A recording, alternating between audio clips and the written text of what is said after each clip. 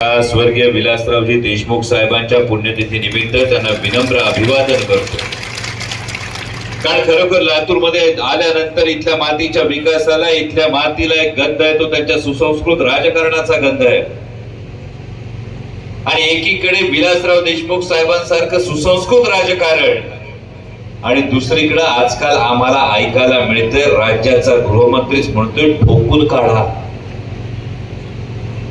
जेव्हा राज्याचाच गृहमंत्री म्हणतोय ठोकून काढा, राज्याचे उपमुख्यमंत्री म्हणतात पुन्हा आलोय, दोन पक्ष फोडून आलोय, तेव्हा महाराष्ट्राच्या राजकारणातली ही सुसंस्कृतता कुठेतरी लुप्त होत चालली का, हा प्रश्न मनात येतो। पण शेतकऱ्याची लेकरं आंब्याची आडी लावतो, आंब्याची आडी लावतो आणि आडीमध्ये नासका आंबा निघाला तर आम्ही आडी बदलत नाही, आम्ही आंबा बाजूला करतो आणि तीच काम आपल्याला येत्या विधानसभेत करायचं। खरं तर अनेकांची अपेक्षा असेल इथल्या आमदारांवर काहीतरी बोलावं।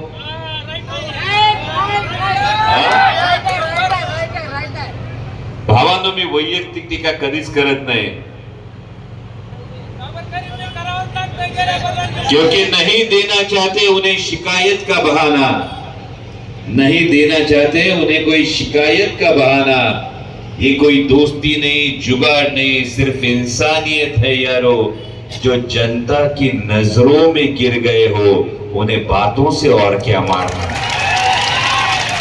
या महाराष्ट्राचा इतिहास आहे, महाराष्ट्राचा इतिहास सांगताना आम्ही नरवीर तानाजी मालुसरेंचा इतिहास सांगतो, आम्ही मुरारबाजी देशपांडेंचा इतिहास सांगतो, आम्ही वीरबाजी पासलकरांचा इतिहास सांगतो, आम्ही छत्रपती शिवाजी महाराज, छत्रपती संभाजी महाराजांचा इतिहास सांगतो। पण स्वार्थासाठी गद्दारी करणाऱ्या एकाही गद्दाराचा इतिहास हा महाराष्ट्र कधी अभिमानाने सांगत नाही, ही महाराष्ट्राची शिकवण। आणि म्हणूनच आता वेगवेगळ्या योजना सुरू झाल्यात। मगाशी सुद्धा माझ्या पत्रकार बांधवांनी मीडियावर वाचलं असेल, वेगवेगळ्या योजनांचा पाऊस पडायला लागलाय। म्हणजे आमच्याकडे सरकार नावाचा एक माणूस होता, त्याला एक पोरगी होती आणि एक पोरगा होता। पोरीचं नाव होतं योजना, पोराचं नाव होतं विकास। आणि एक दिवस सरकार घाईघाईने जनता नावाच्या डॉक्टरकडे आलं, डॉक्टरने विचारलं नेमकं झालंय काय। सरकार नावाच्या माणसाने सांगितलं योजनांना जुलाब व्हायला लागले तर विकासाला बद्धकोष्ठ झाले। भावनो, ही परिस्थिती आज महाराष्ट्राची आहे, कारण एका पाठोपाठ एक योजना येत आहे। पण या योजना येत असताना परिस्थिती नेमकी काय झाली, आज सुद्धा सुरुवात सुरू झाली आहे मीडियावर यायला। लाडकी बहीण योजनेचे पैसे जमा, रक्षाबंधनचं गिफ्ट, एकीकडे ही बातमी येते, दुसरीकडे दुसरी बातमी लय भारी, तुमच्या फाईलीवर करणार नाही सही असं म्हणले मुख्यमंत्री भाई। आणि मग म्हणले दादा कसा होणार पूर्ण माझा वादा।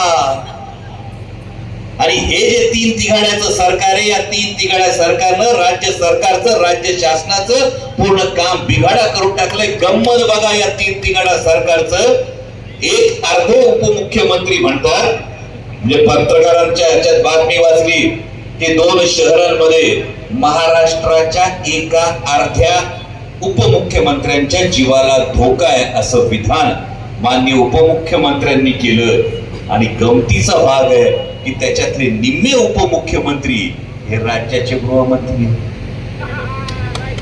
म्हणजे एक उपमुख्यमंत्री म्हणत असतील तर जीवाला धोका आहे, तर नेमके दुसरे उपमुख्यमंत्री काय करतायत हा प्रश्न खरं तर पडलाय। म्हणजे मला पूर्ण खात्री माझ्या पोलीस बांधवांनी चेहऱ्यावर कितीही हसू आणायचं नाही असं ठरवलं तरी तुमच्या मनामध्ये बरोबर लड्डू फुटतायत। कारण माझ्या कुठल्याही पोलीस बांधवाला हे पटणार नाही की जर कुठला सत्तेतला आमदार म्हणत असेल का तुमची बदली या ठिकाणी करा, तर माझ्या प्रत्येक पोलीस बांधवाच्या मनातली ही भावना आहे, अरे भावड्या एक वेळ आमच्या इतकं फक्त बंदोबस्ताला उभं राहून दाखव आणि नंतर मग आमच्या बदलीची भाषा तू कर, ही माझ्या पोलीस बांधवांची भावना आहे।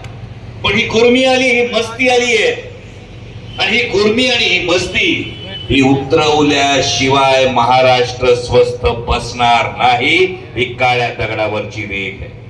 आणि आताच्या योजना आल्या, या योजनांची गंमत आहे का शाळेसारखी? शाळेसारखी गंमत म्हणजे काय? एक शाळा होती, शाळेत मास्तर, हे आजकाल ऐकायला मिळत नाही, पण त्या शाळेत मास्तर पोरांना छडीने फोडायचे.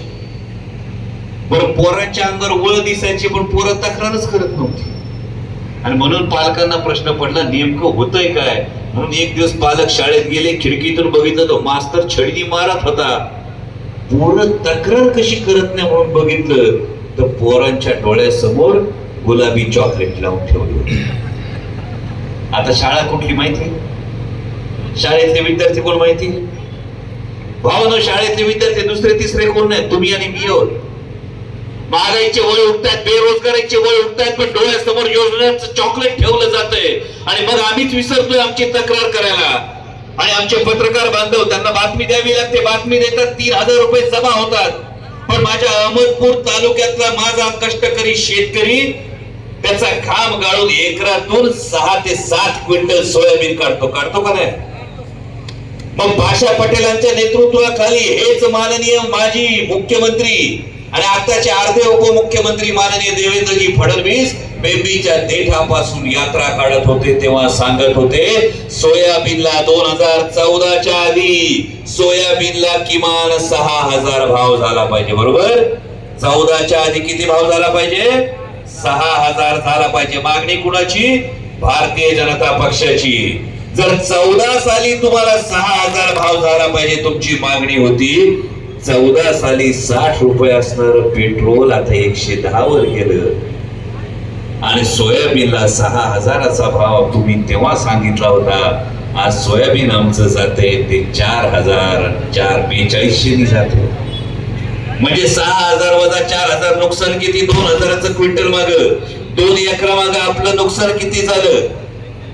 7 दोन्ही 14, म्हणजे 28,000चं नुकसान झालं का नाही?